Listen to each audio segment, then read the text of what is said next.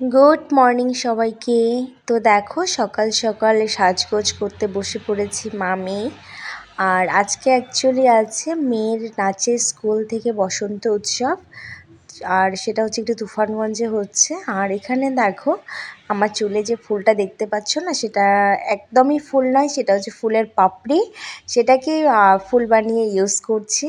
তো দেখো এখানে আমরা রেডি হয়ে গেছি। তো আমাদের কেমন লাগছে বলো? আর কি বলবো, তো দেখো অনেক দিন পরে একটু সাজগোজ করলাম। আর সাজগোজের কারণ হচ্ছে আজকে মেয়ের বললামই তো বসন্ত উৎসব আছে নাচের স্কুল থেকে, আর সেখানে হচ্ছে আমাদের মায়েদেরও মানে নাচ হচ্ছে। তো অনেক দিন পরে একটা আমরা সুযোগ পেয়েছি। তো দেখো, আর এখানে হচ্ছে বাড়ি থেকে বেরিয়ে পড়েছি, অনেকেই আছে। তো যেহেতু আমার কাছে ফুল ছিল না, সে কারণে দেখো তুফানগঞ্জে গিয়ে একটা ফুলের দোকান দেখতে পেয়েছি, আর সেখান থেকে দেখো আমি একটা ফুল নিয়ে নিয়েছি। আর এই দেখো সেই ফুলটা, কিন্তু দুর্ভাগ্যবশত এটা নাচতে গিয়ে মানে আমি এটা অন্যকে দিয়ে সেট করিয়েছিলাম, যাই হোক চুলে। আর নাচতে গিয়ে এটা হচ্ছে আমার খুলে গেছিলো, যাই হোক কোনো বিষয় মানে ব্যাপার না। কিন্তু ফুলটা একটু রাখতে পারতাম নিজের কাছে, কেন জানি না ভালো লাগে। তো দেখো এটা হচ্ছে তুফানগঞ্জে সেই D5 ডান্স স্কুল।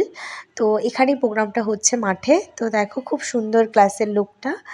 আর এখানে দেখো বাচ্চাগুলো খেলছে, আর আমরা মায়েরা একটু এখানে প্র্যাকটিস করে নিয়েছি, কেননা অনেক দিন পরে একটু নাচ করছি আর প্র্যাকটিসটাও কম হয়েছিল, সে কারণে আমরা একটু মানে প্রোগ্রামের আগে একটু প্র্যাকটিস করছিলাম।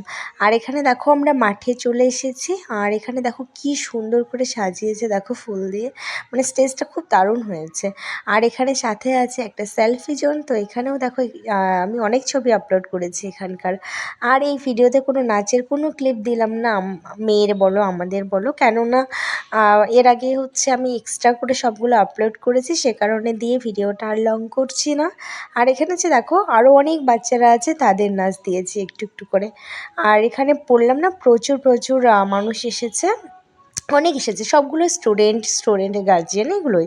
আর এখানে দেখো আমাদের মানে প্রোগ্রামটা হয়ে যাওয়ার পরে এখানে দেখো সবাই হোলি খেলছিল। তো দেখো হোলি খেলে যে যার মধ্যে সেলফি উঠছে, রিলস বানাচ্ছে, আমিও করছিলাম, কিন্তু দেখো বাচ্চাটা কীভাবে দৌড়ে গেল।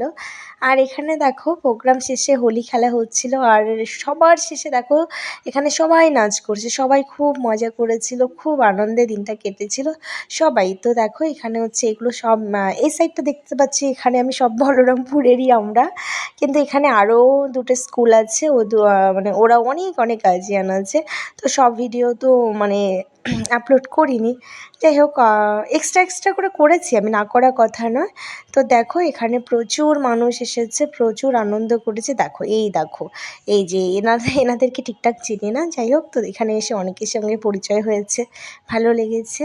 তো দেখো এটা ছিল 2026-এর আমাদের বসন্ত উৎসব। তো এখানে বলরামপুরে আরও অনেক জায়গায় হচ্ছিল বা হবে, তারপরে হয়েছিল, কিন্তু আর কোথাও যাইনি। সেদিন আমরা এতটা আনন্দ করেছিলাম, মানে কি বলবো।